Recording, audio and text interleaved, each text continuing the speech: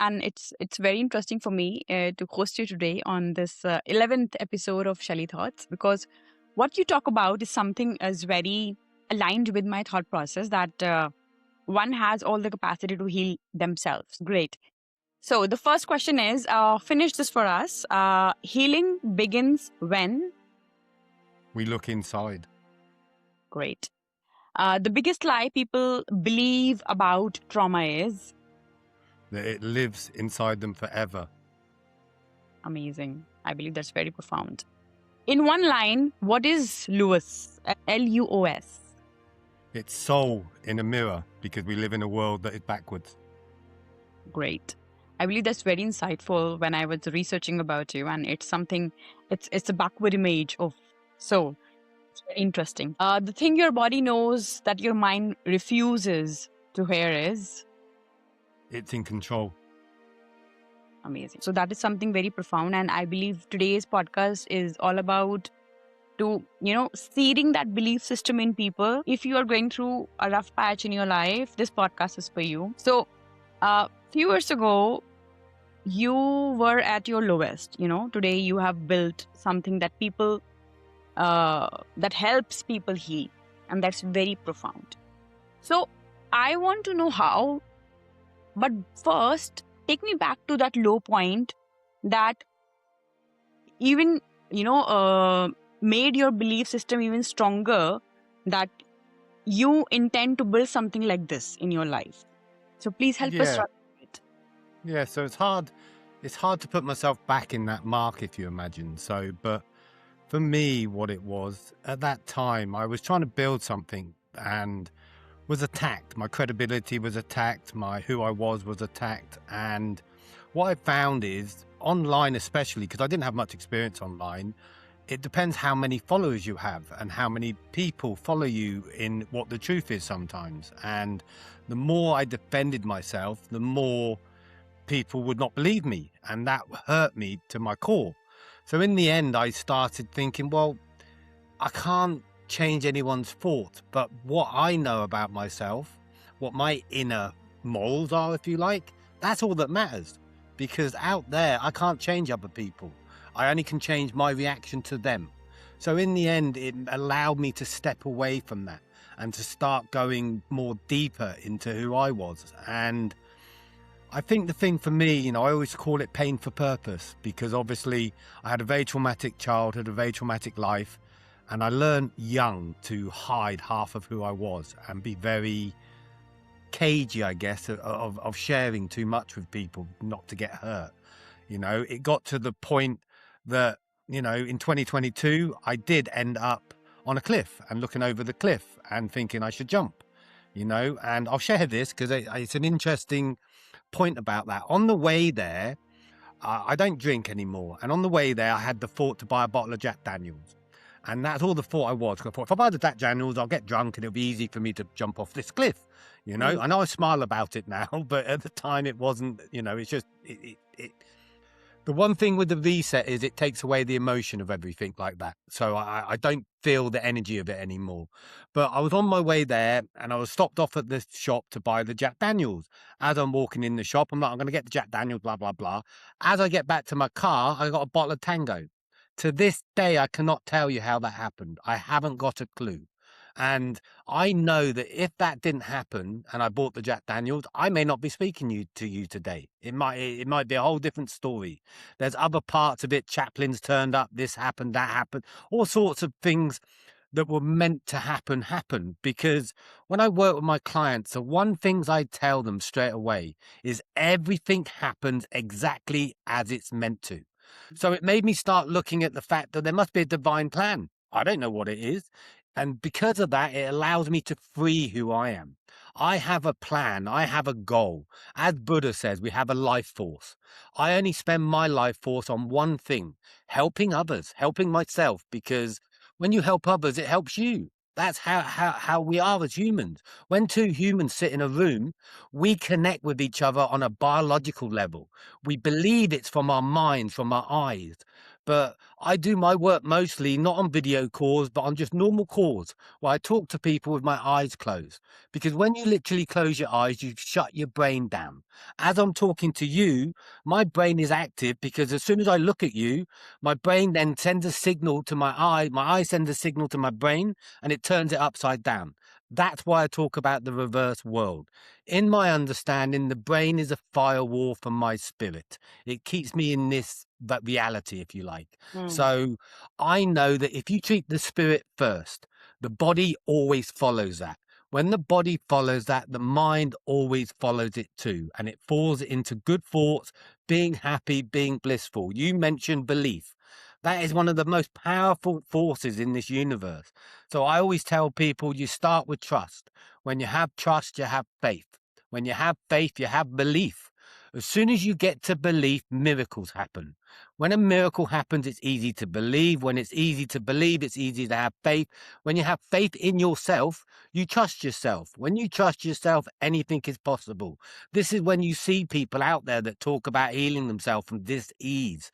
These are people that have 100% belief it's possible.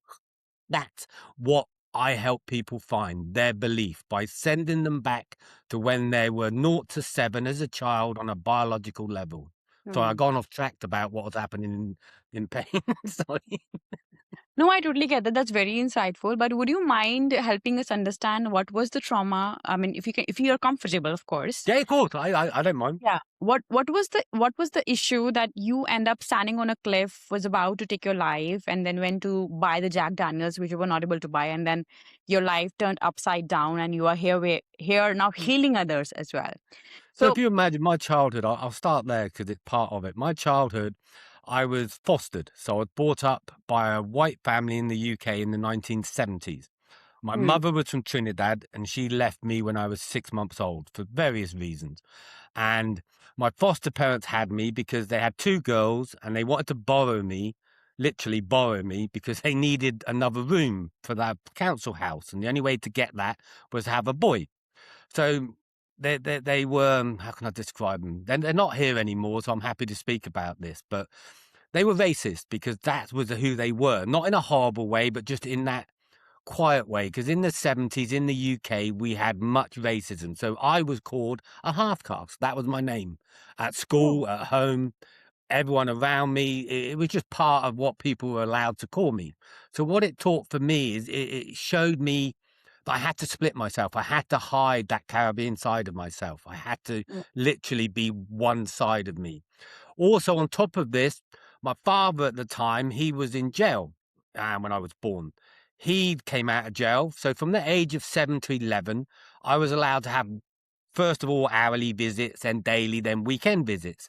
So from that age, he passed away when I was 11. So at the age of 11, I was already doing drugs. I was already in trouble because obviously I was hurting. I was in pain. I used to ask people, who am I? I don't know. So my whole childhood was anger. My whole early days was anger. What I thought would save me is I thought, well, Mark, if you get successful, you get money, you get a better house, bigger this, you'd feel better. I did that, still miserable, still unhappy, still sad, still lost, if you like, because that's a good way to explain it. So that was my trauma when I was young. I'm missing out lots of bits, but it's just to give you an idea. Then in 2000 and something, I was diagnosed with bipolar. This obviously, for me, and a lot of people, I think this happens if they're honest with themselves. It gave me a label that I could keep telling people, well, I'm sorry. I'm acting like this because of my bipolar. It's not my fault. I can't help it. And it gives you an excuse to act badly sometimes. And mm, that was my journey. So I didn't want that. So when 2022 came about, I had just got married. I had met my wife. We'd just got married. This troll had made it so bad online that me and my wife were having horrible issues together, even after we just got married, because of it. And it brought back all the memories because I did lots of work with CBT, with therapists, psychiatrists, etc., to help frame me that I could cope with life, if you like. At this time, I was still smoking cannabis, so it was part of masking who I was. mm, And what it was, it brought this pain back up in me. That's why I ended up on that cliff. I could no longer cope with the pain of my past and remembering it and feeling it, which was a major thing. That's where the reset was born from, because I had to find a new way to live, because I did not want to be a victim anymore. I did not want Yeah. to have this label of bipolar, of trauma, etc. Because I'm 50 odd years old now. It's part of who I am, but it should never make me what I am. What Mm. I am is that boy, Mark, when he was a young boy and he had belief and he had hope and he believed. I remember when I was fostering, I didn't know who my father was. There used to be this company called Young's. It was this big company. And I said, yeah, that's my dad's company and blah, blah, blah, because I had that belief. And we lose that over time. Some people lose it young, some people lose it middle age, whatever.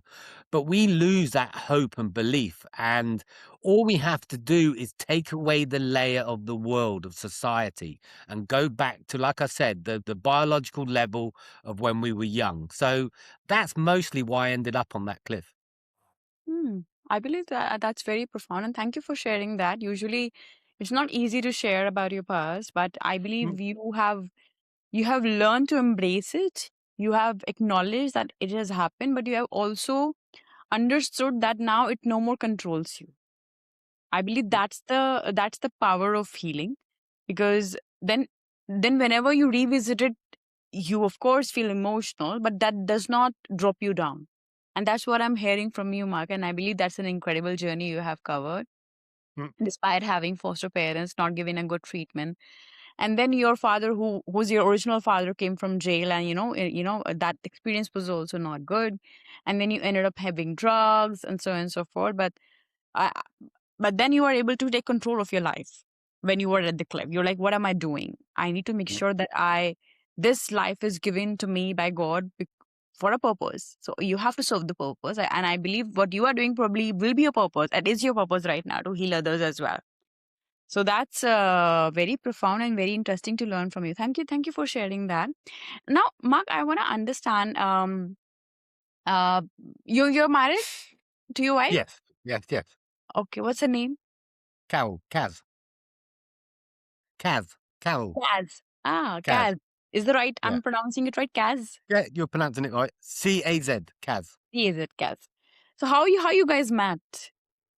How we we met online. So we met on a dating site in the Ah, middle of COVID. I'm very blessed to have a woman that knows me, because I think that's very important. And my wife knows who I am and allows me to be great. me. I'm of the believer that women are the creators. They're really the ones that should be in control. You know, us men, we're good at courage, strength, etc.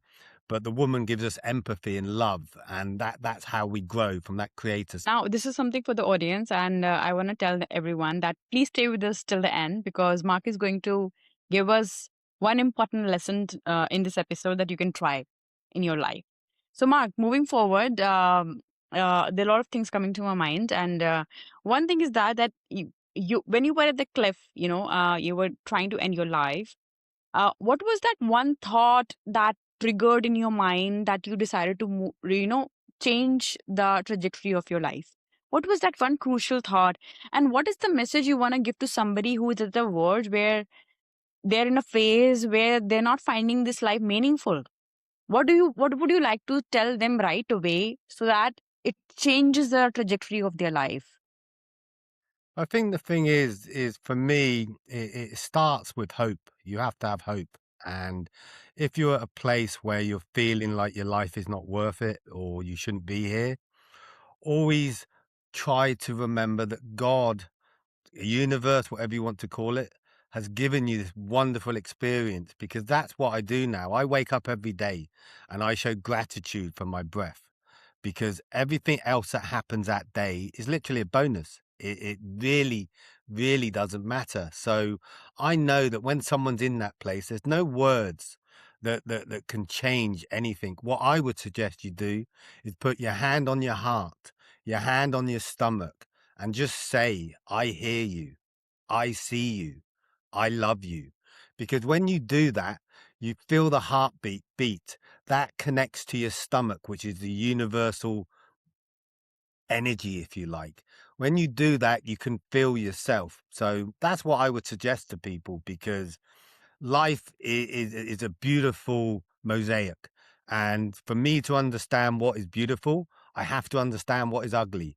And if you're in that ugly phase, it doesn't last. As I said, I had a very painful beginning, but I am going to have a beautiful, beautiful end. And my next 50 years are going to be full of joy and bliss, because I live in my body and my body controls my thoughts. And when that happens, it just changes everything. And yeah, just remember you're a beautiful, beautiful soul.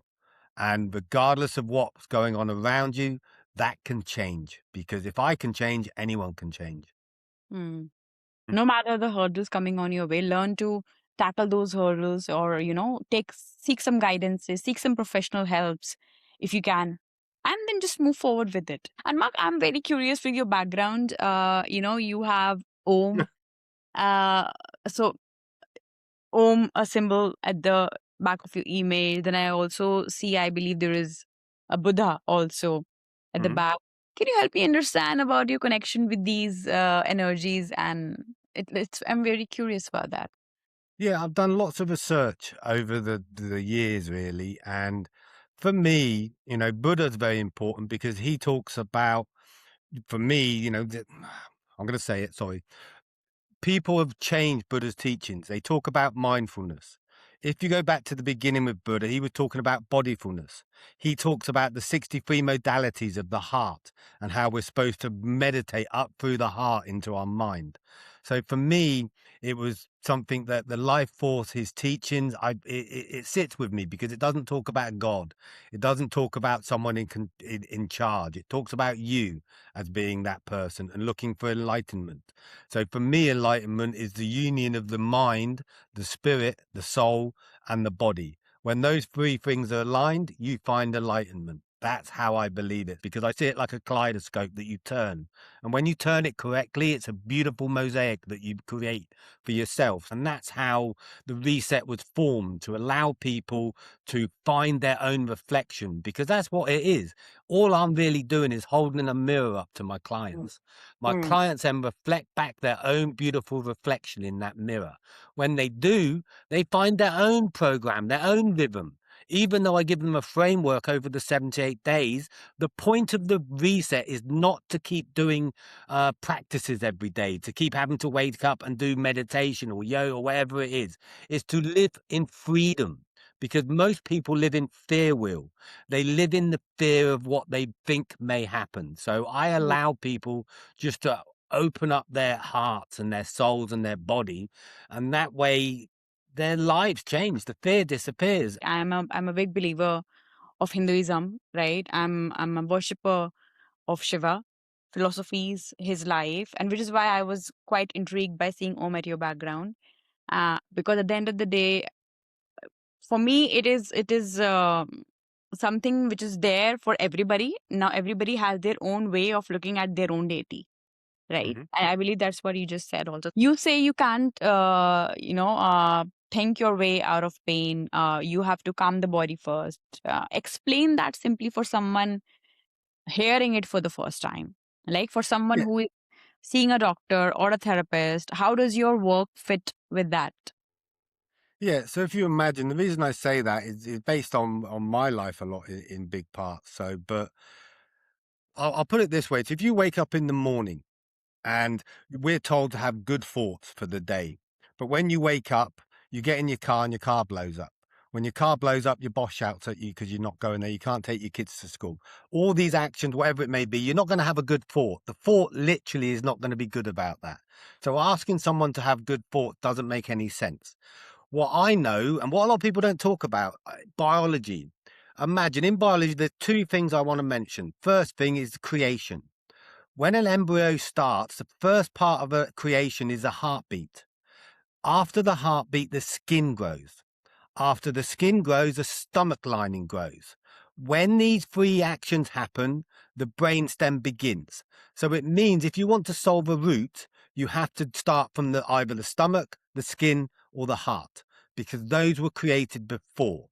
The next part is, which is, but something that frustrates me, not as much anymore, is we all talk about the vagus nerve. You see it everywhere online now, the nervous vagus nerve, it's everywhere. It's a tagline.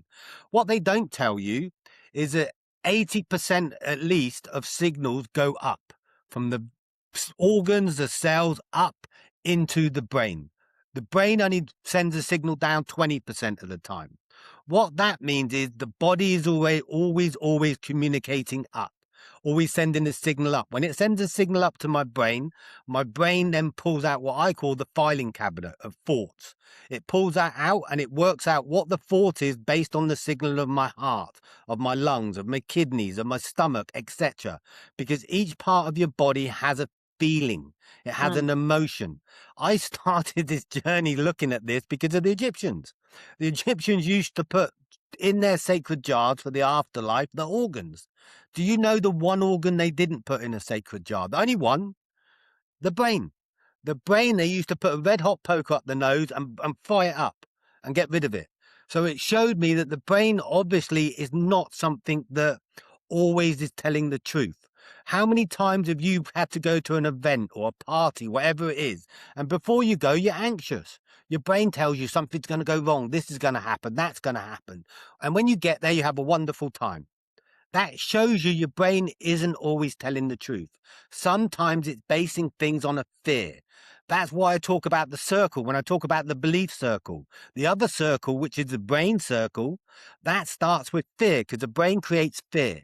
When you have fear, that then creates hate. When you have hate, that then creates division. When you have division, that turns into war.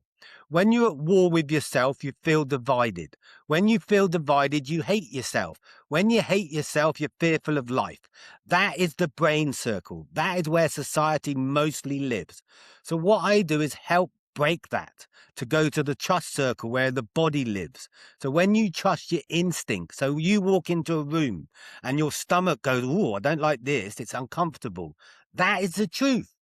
Regardless if the man, your woman you're looking at is wearing a nice suit and looks good, or the whole environment, that is an environment that universally feels uncomfortable for you. We don't realize biology is so important. I won't eat in a restaurant. If I go to a restaurant and the waiters won't smile at me, I won't eat there. The reason being is food. Food is energy. It's energy I put into my body. If they're not smiling, it means the chef is cooking the food not in a happy place. Do you know that our skin drops off 40,000 skin cells every minute? So it means literally that energy goes into that food of hate, of anger, whatever it is.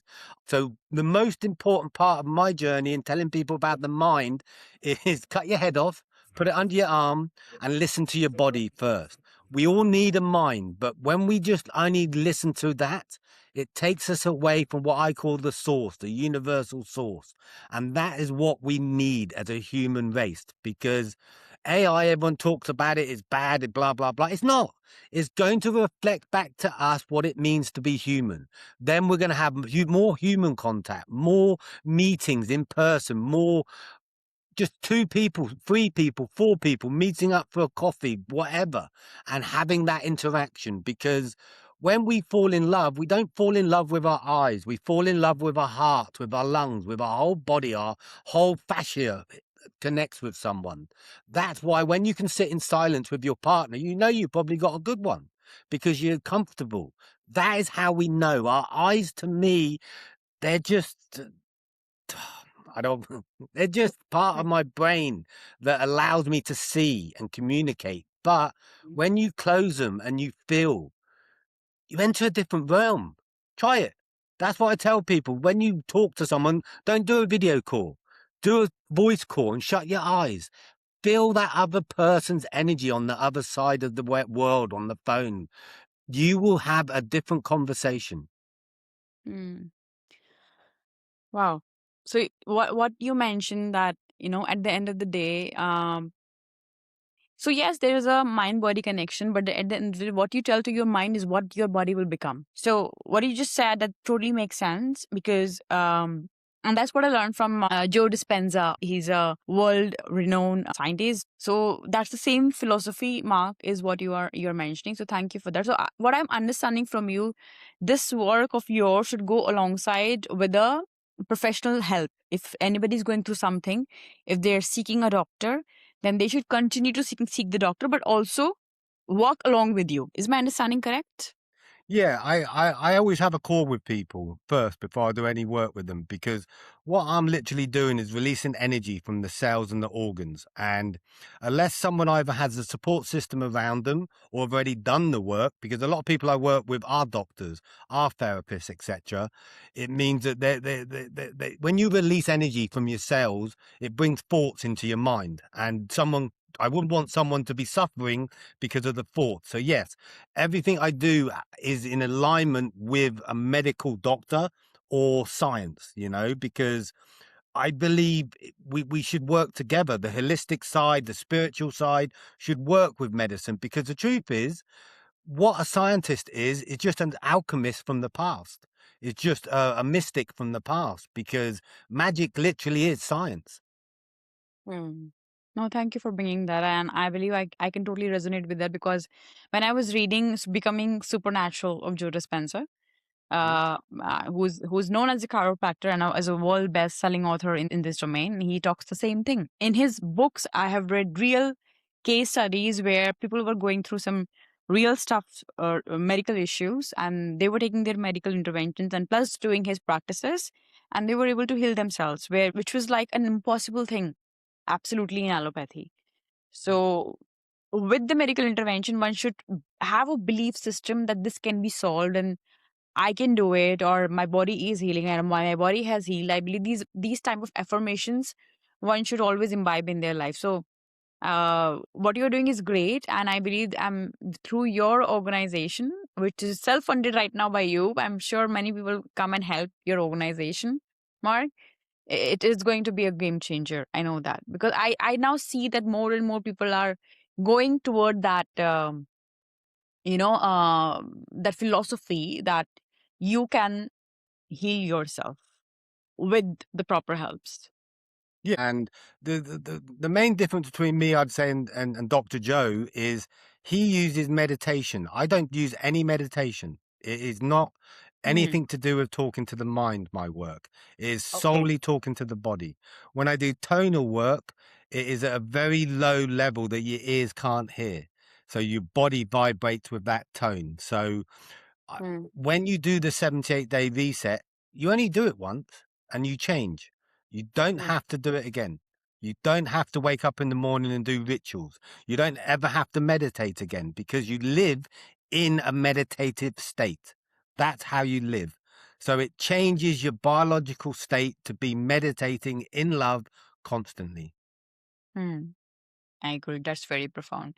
So with that thought, I want to move forward. And earlier we promised during the start of the episode that you'll be letting us know one simple thing that people can try to now. So walk us through it: a breath, a sound, or something small. So because uh, you know, what is that one thing that people can start practicing now, right away after seeing this episode, learning from Mark, that can help them, recover from their respective probably issues or concerns or traumas and whatnot all. Well, you built it up to something big, and it's going to sound so small now. So everyone I work with is this very simple practice that if you start it today and do it every day, your life will change. When you wake up every morning, look at yourself in the mirror, take 3 deep breaths, say these words: I believe. That's I it. Oh, Because what amazing. happens is when you start this practice, you say, I believe, your brain tries to add what in? What do you believe in? When you go through the reset and when you finish the reset, or even when you say, I believe every day, eventually there is no in what, because you just believe. There is no extra to that, because why would you? Because the divine plan is already set. You just have to believe in yourself. But wouldn't the mind get confused that you are saying I believe, but what? Will not that be a question remain in the mind? But that's where I do the work, because the mind is trying to create a story. trying to invent a story. Eventually, when you quiet the mind, the body starts to talk. So the belief comes from the stomach, from the heart, from your body, not your mind. Because, I'll put it this way. When I used to do shadow work, more shadow work, the first part of the shadow work is nothing to do with talking when I do shadow work. I used to tell people, stand in a mirror, look into the mirror in the dark for 3 minutes and apologize to your shadow. Say you're sorry. The first thing someone would say is, Mark, what's going to happen? The reason people say this about all things is because the brain likes to stimulate a spiritual experience. It wants to pretend. So if I tell someone what's going to happen, it gives the brain the ability to make that act happen. What I do is always try to quieten the brain to make sure the brain isn't in control. It is making the decision. Imagine it this way. We are built up of 78 ethereal beings that come to Earth to have this experience. So my heart is a being, my skin is a being, my lungs are a being, etc., etc. What I believe happened is at one point, the brain had a coup. About 300 years ago, it took over. That's when the world started to change. We got all industrial, all money, etc. All this stuff started to happen because the brain became in control. If you go back before that, when I woke up, it wasn't my brain that I used. It was my instinct.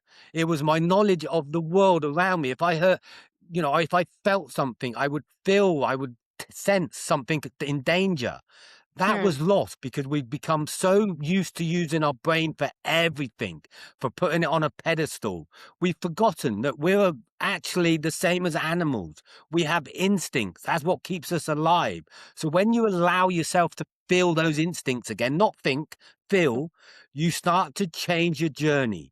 And what that does is it takes away what happens in the world. So when I feel joy and bliss, when something goes wrong, it doesn't matter because the joy and bliss lives inside me.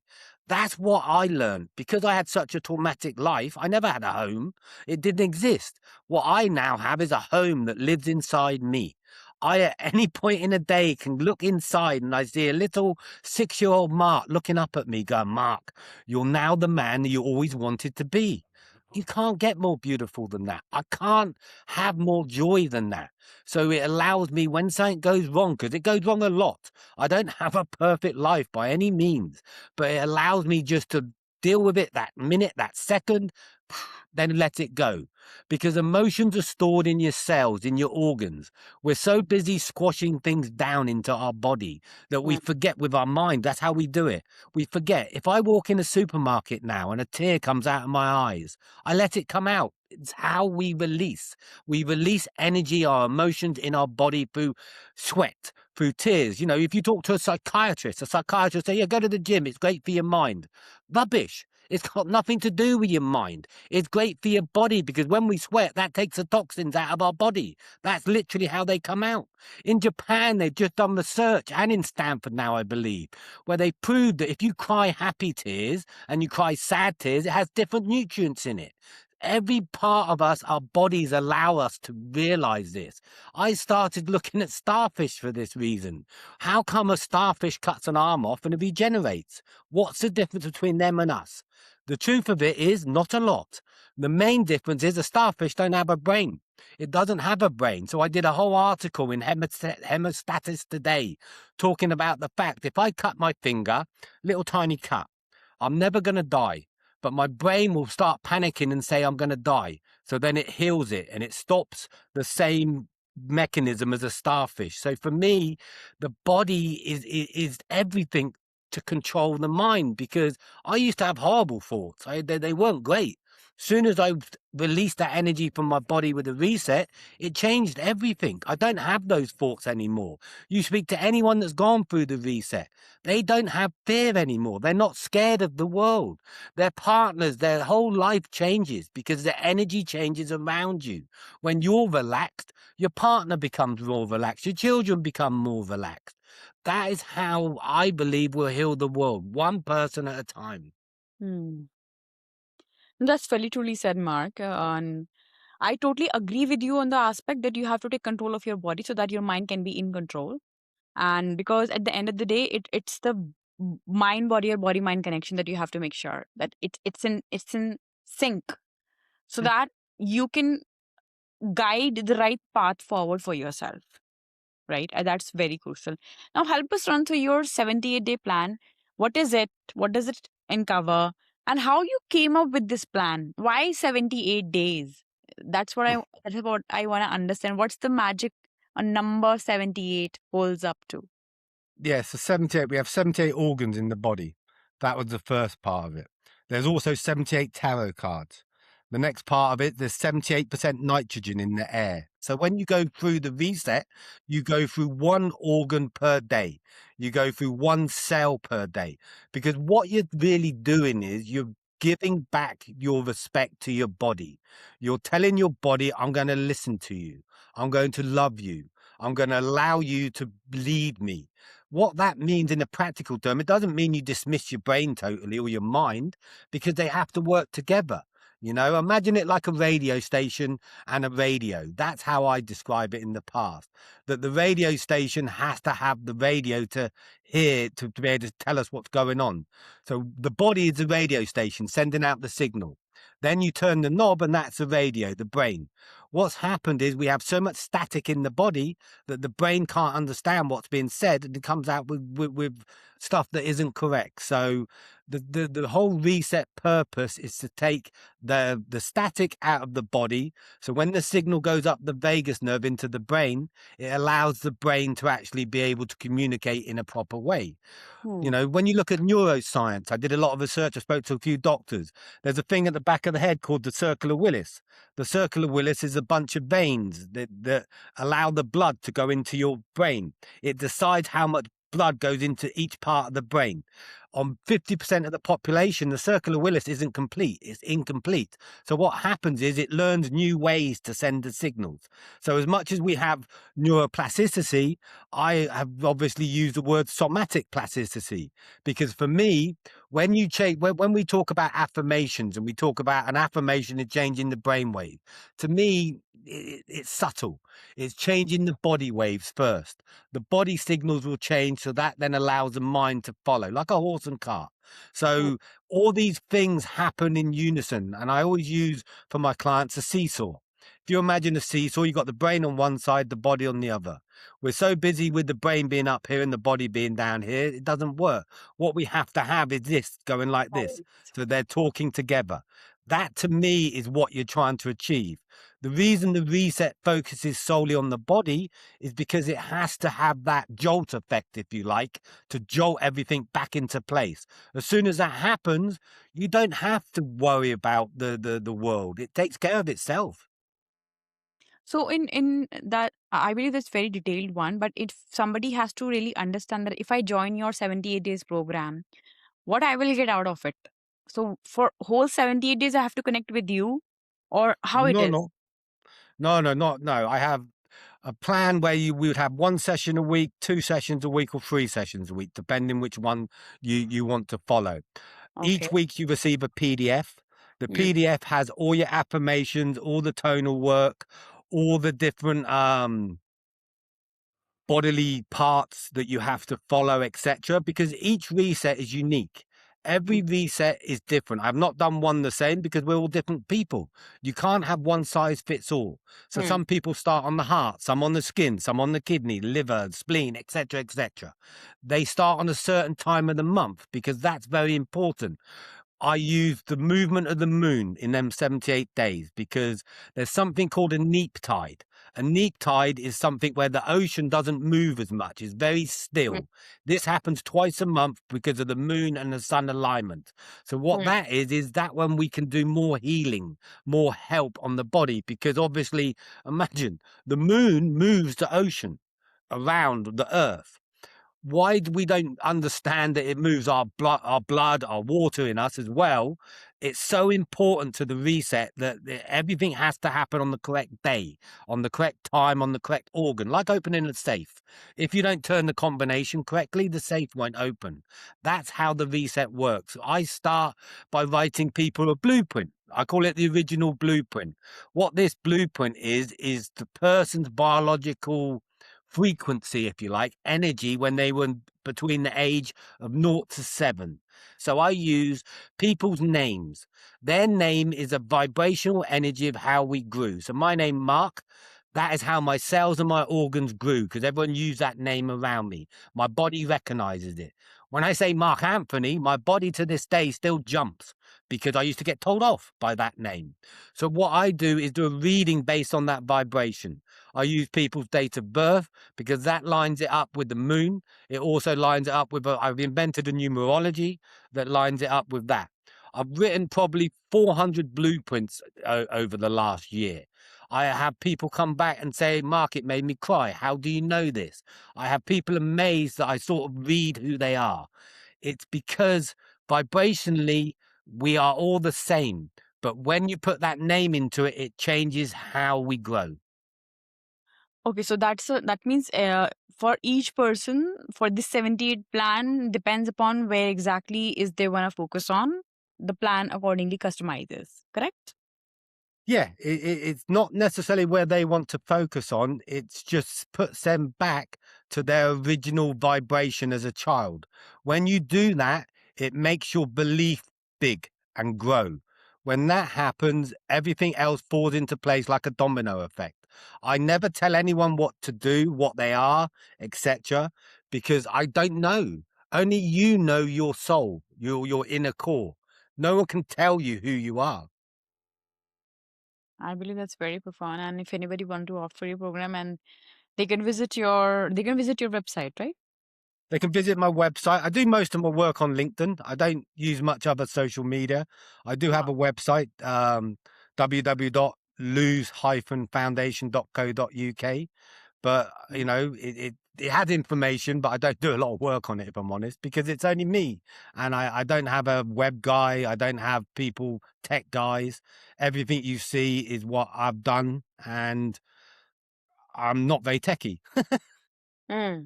Great. Okay.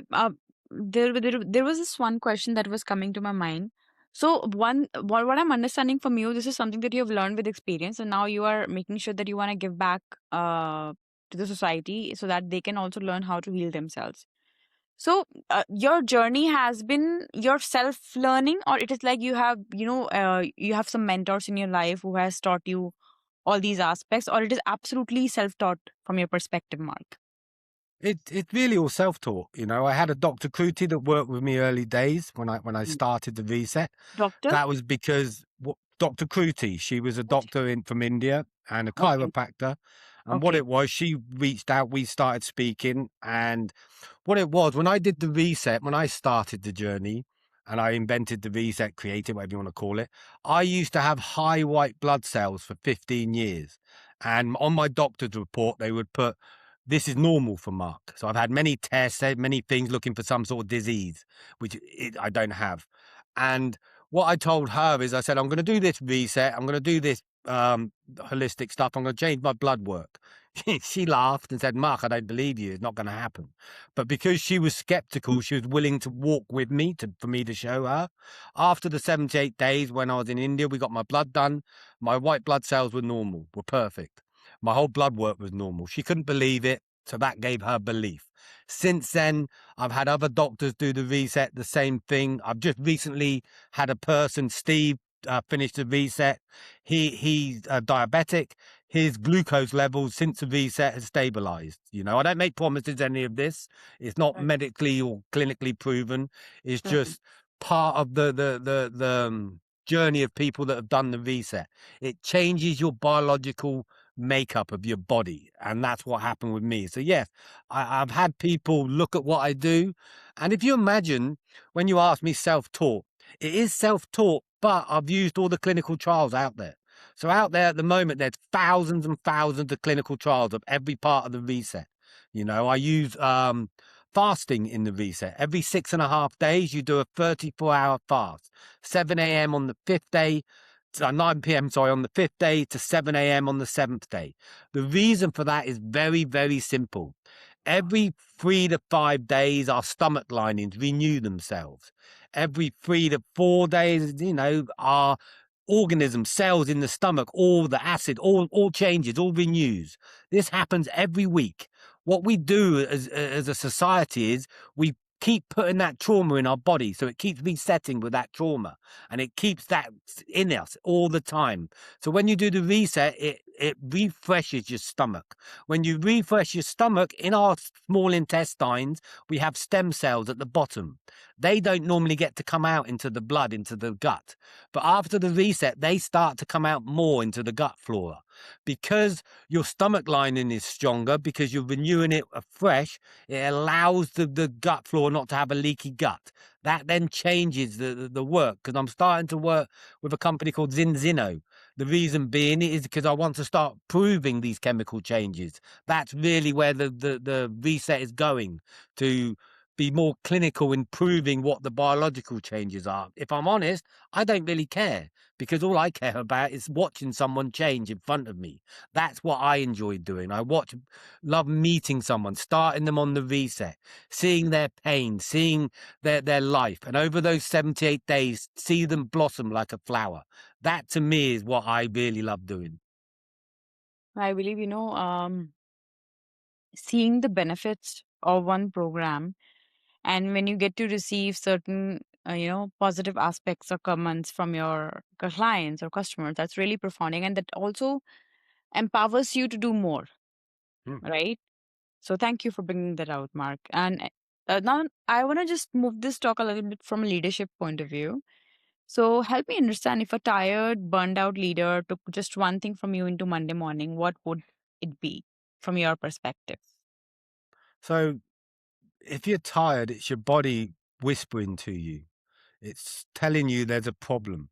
It's telling you to slow down, just take it. I tell people in the corporate world, try this. Every hour in the day, set an alarm. When that alarm goes off, spend 1 minute with your eyes shut. You can't obviously do it in meetings, etc., but you can do it anywhere else. So when that alarm goes off, just shut Mm. your eyes for 1 minute and Hmm. just breathe. Because when you do that, you'll see beauty. Hmm. It just will happen. That's enough for your nervous system, for your lymphatic system to calm down, because we've got so used to taglines, and everyone talks about the nervous system as if it's this wonderful fix all. It's one part of the journey. We have a lymphatic system, we have fascia, we have hormones, we have blood, we have the intestinal fluid. All these parts create us, not just the nervous system. So for someone that's burnt out, just shut your eyes for 1 minute every hour in that day. Imagine it like a steam kettle. You're a steam kettle. You've got too much steam in you. You have to release that valve. When you release that valve, that allows more capacity for you to deal with what's happening in the work. It's something I'm starting to do with corporate people, is to explain to them, you're trying to solve your staff when they get to work. The problem occurs before they even walk in the door. All they have to do is release the pressure before they come in. When they come into the corporate environment, they can deal with the problems because the pressure is not too high. It's one of the reasons we have road rage. People don't have road rage because of the instance, they have it because they blow. The boiler blows up because there's too much steam in there. So just release that steam. It doesn't matter how you do it. One of the best things you can do is 5 minutes stood in the dirt in the morning. I teach my clients not to use alarm clocks, because an alarm clock is the worst thing you can do for your body. Your body's there, self-healing, relaxing. The alarm clock goes off and the whole body, the whole cells, everything jumps and starts moving too quickly, and like a wave, whoa, whoa, like an ocean. When that happens, it takes you all day to settle down. That's why people do their practices in the morning. They wake up anxious. They wake up like, and I got to do my practice to calm down. The point I tell people, the reset isn't about that. I've had people that used to do Qigong every morning for an hour just to calm down. They've done the reset. They don't do it anymore. They do Qigong when they want to, because they want to do it. We should not have to do any practice. We should not feel that we have to do it, because the problem occurs as soon as you can't get to do your meditation or whatever it may be. You feel out of sorts. We're not meant to live that way. We're meant to live naturally and have that freedom from everything, and just wake up in the joy, because that's what I do. I wake up in joy every day. No, I believe that's very interesting to hear from you, that one should learn to slow down, because You have rightly put. Let me just recall. I was going through this Instagram reel where one of the doctor, she was a neuro doctor, and she said that learn to breathe when you're scrolling. You're doing short breath, and you're not realizing you're doing short breaths when you scroll, scroll, scroll. So stop for a while and analyze your breath work. And that's really happened. I tried myself when I was just scrolling, on Instagram or any other platform. My breaths are really short, and one should learn to take deep breaths. As in Ayurveda or yoga says that a person is known by the number of breaths they will take in their lifetime. We have limited number of breaths in our life. That's how much we will take. So if you're not conscious about your breath work, about your breath, then you're not living your life fully. So what you just mentioned, slow down. Slow down, that means be careful about what you are doing, be conscious about what you are breathing in, how you are breathing in. At least when everyone says that, or when somebody says take a deep breath and release slowly, that really calms your system, Yeah. because that's really helpful. I worked with a couple of autistic people. I invented an autistic reset. What that is for the first 20 minutes, if you have an autistic child or you're autistic, for the first 20 minutes in the day, sit or stand or lay, whatever it is, do nothing.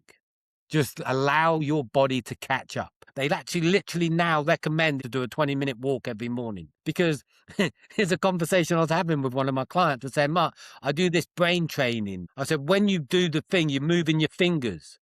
So you're moving your body. You're not training just your brain, you're training your body too, because you have to have that connection to move it, to see, to put each place there. No, that's very true. That's absolutely true, because if at the end of the day, more and more studies are coming up, as you just mentioned, that it's a mind body and body mind work, that one has to Yeah. be careful about what they're doing. Even if you're going through a lot in your lives and you are having a lot of concerns in your life, if you have a belief system that I can do it and I can excel in that, then your things will fall in place eventually.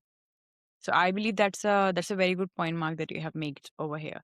So now moving forward, and if when can you share any real example or testimonial where you have helped a person, wherein what experiences they had, what was the concern, without of course naming them, and how they solved it through your workshop of 78 days reset? Yeah, so even if you looked on my LinkedIn, you'll see some recommendations. One is from a Dr. Joanna Lindemann, Hmm. and she used to suffer from PTSD and have many bad traumatic experiences in the past. After Hmm. going through the reset, she no longer has those energies, and she shared it quite profoundly, Yeah. just saying, she was skeptical at first because she's a doctor, but she says that even if you're skeptical, try it and Hmm. do it. I've had other psychotherapists on there talk about how it subtly changes the energy of who you are, that allows you to move through your life with more grace and be more open. Because I talk about capacity a lot.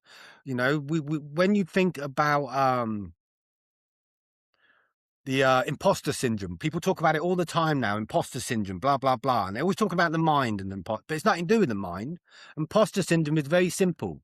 It's your body not having the capacity to deal with the extra things going on in the world for you, and it doesn't able to cope with it. So it sends up this signal that you're being fake, you're not in the right place, etc. Hmm. Everything comes back to the body. I have testimonials, people talking, about how the fact they used to be scared of the dark. They used to be scared of heights. They don't have that anymore. That they have more freedom.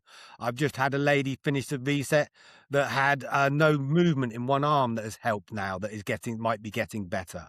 So for me, everything that you treat with the body can create, what society would class as a miracle. But the real thing you're doing is building relationship with your body. As you do that, your body starts to self-heal you. A lot of the things they're doing now is they're talking about longevity, etc., and how cells now, they can reverse the cell and make it become younger. Cancer cells, they're not trying to destroy it anymore. They're trying to revert it back to its original. This is where healthcare is going.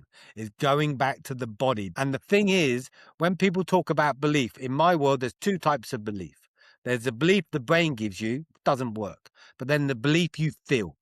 When you feel it in here, the same way if you talked, we earlier we talked about religions, about that. If you believe it in your body, it's real. If you just surface believe it in your brain, not so real. And that's how I try to separate things. Don't think, feel. Because when you feel, it changes the trajectory of your life. It changes the trajectory of who you are. So the testimonials are really people all talking about they have become more free. Their life is more about their freedom.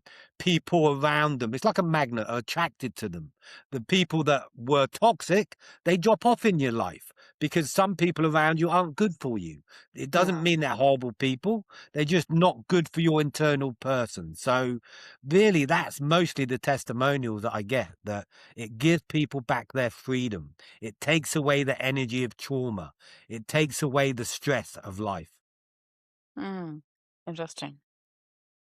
This is very insightful, Mark. And so moving forward, I want to understand about the shaman space of yours. You are known as a dark shaman. Help me understand, first of all, explain to the audience who are shamans and what exactly do you do in that space and what is the meaning of dark shaman over here?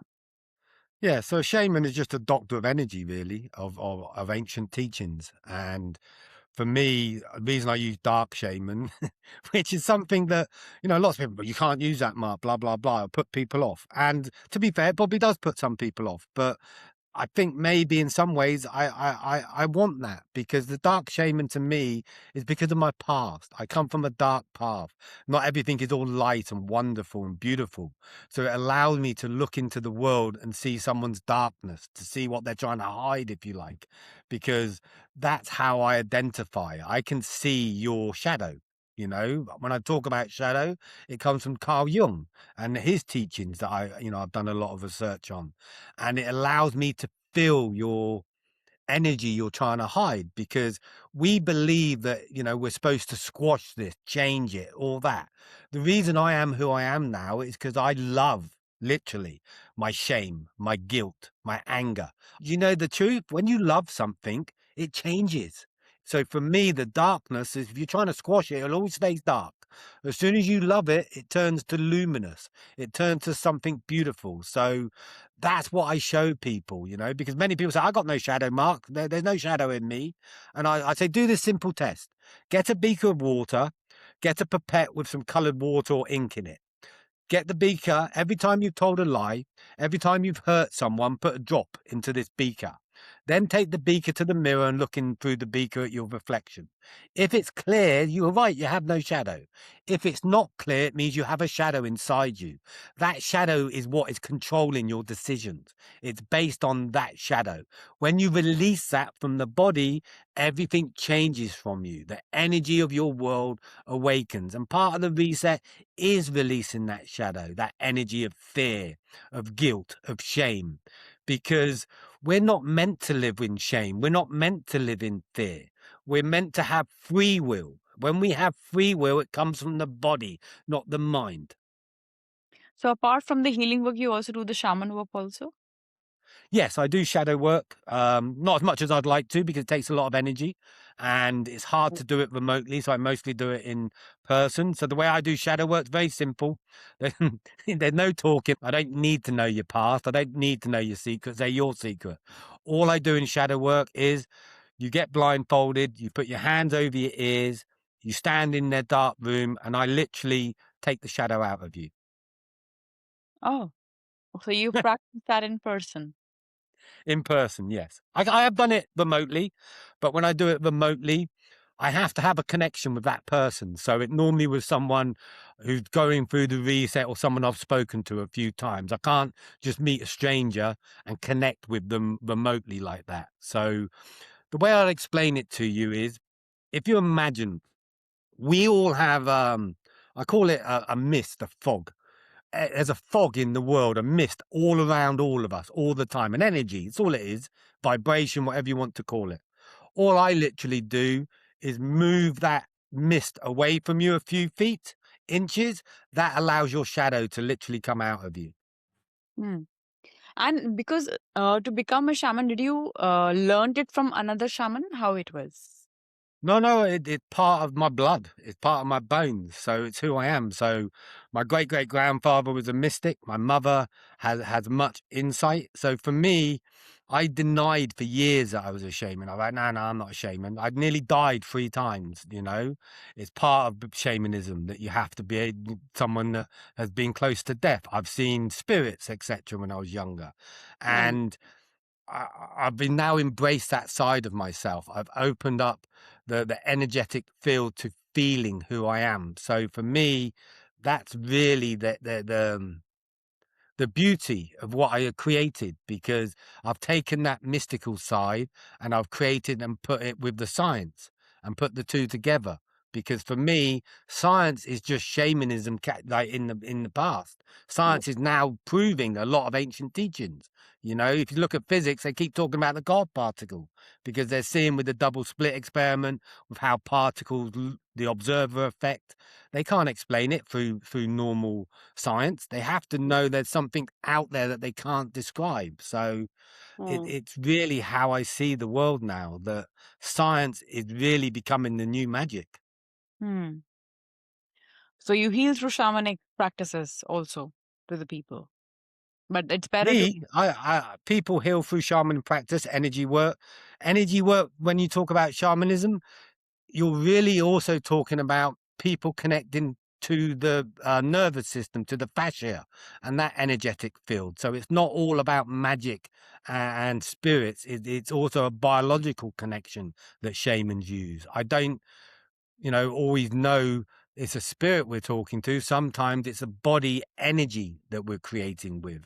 Because for me, the reason I have such ability is because my blood is in 3 generations. I have 5 continents of blood. So I have a great great grandmother that was Chinese. I have a great great grandmother that was Indian. I have a great grandfather that was from the Amazon. I have a father that was Celtic. My mother is from the Caribbean. So my blood has always been a mixture of many different parts, if you like. That allows me to tap in to my ancestral line. Wow. You are absolutely, in real terms, geographically diversified being, is what I'm understanding. Yes, Great. very much so. I believe that's really and you also say that your our symptoms are messages, not just problems. So what changes when someone starts listening to them instead of just fighting them? They embrace them and you believe there the healing starts? Yeah, when you embrace, I did articles calling a year ago about the soul scream and how our body whispers first and tries to warn us. When we don't listen, dis-ease happens, which means we come out of alignment. So for me, the more you listen to your body, the more you can stop any dis-ease and you can start healing yourself, because my whole aura is what is created. So I know that the more we treat the energy of our body, the more healing happens. So each person can heal themselves. Mm, great. I'm sure with the if they everyone has the capacity to heal themselves, but with the right guidance, I believe that's what is very very important. Now Yeah, we are almost at the fag end of this podcast, and I really love the talking, but that is something I really resonate with a lot. So thank you, Mark, for that. So what are you building next? The retreats, the bigger dream. What are you going up next for? yeah. So what I'm trying to do now is I'm trying to grow the foundation so it reaches more people. I'm looking at expanding and taking myself a lot out of it, if you like, out of the running of it, and to get help with people, with the administration, with the back end, with the tech work. So literally, I am starting to look about funding and going that route, because I know that possibly I'm talking to someone about an app that people will be able to get their blueprint through the app, through that. And the retreats is something I want to focus more on and grow that so I can do 3 or 4 retreats a week because what I enjoy a week, sorry, a year. What I enjoy doing is helping people. That's Hmm. really where I want to spend my energy, and if I'm honest, I spend too much energy in front of a computer doing marketing or posting on LinkedIn, etc., which I enjoy doing it sometimes, but it's not No. where I want to put my energy. Hmm. No, I believe it's always good to delegate, what you can delegate. So it's always good to have a team who can, manage certain steps wherein you can absolutely align your energies in the work you really love doing, like kind of retreats you do or heal people or, your Mm. practices going forward. I believe that's the profound way of doing it. So how many retreats do you manage in a year? Well, last year I only did 1, and this year I'm hoping to do 3. Ah, okay, okay. This is So interesting. not a huge amount because they take a lot of work and they take a lot of effort, and it's always based on are people available, etc. And I only do small groups of people because of the energy. I don't like big retreats where you have 10, 15, 20 people because for the work I do, it's too much energy going on, and I find it can change the direction of the whole retreat. Hmm, great. No, in this whole conversation, and one thing that is really that stuck with me is one has to make sure that they believe in themselves because that's the key. No matter in which phase of life you are, whether it's your personal space, your corporate space, your absolute leadership phase, or your spiritual phase, you need to make sure that you learn to believe yourself because then only things will move in your life, right? And that's Mm. that's the message, Mark, that you are also giving. So I'm really grateful for that conversation today. Now before we wrap up, there's a uh quick round that we play, which we also call it, sometimes we give it different words. It's a kind of quick mind body connection is what I call it. So one time I'll shoot some questions to you, and you have to answer very fast in one word. So Yeah, this one is very easy. Mind or body? body, Body. Silence or sound? silence. Now finish this. Healing is? Yeah. Healing is inside. And with that, if you have to define yourself, Mark, in one word, Well, that one's interesting. So, hope, how? I mean, this is very hope. strong. Great, Mark. I really enjoyed this conversation today. In fact, you have believed my system, my belief system, you've made it very strong today.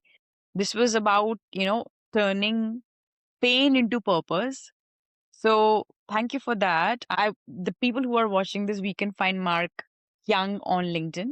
This is where he's most active on. And with that, just about having the right guidance and the right framework for it. And I believe your sessions, if somebody opts for it, is really very helpful for that. So thank you so much, Mark, for that. Thank you. Namaste. Take care of you, Mark. Bye. Bye.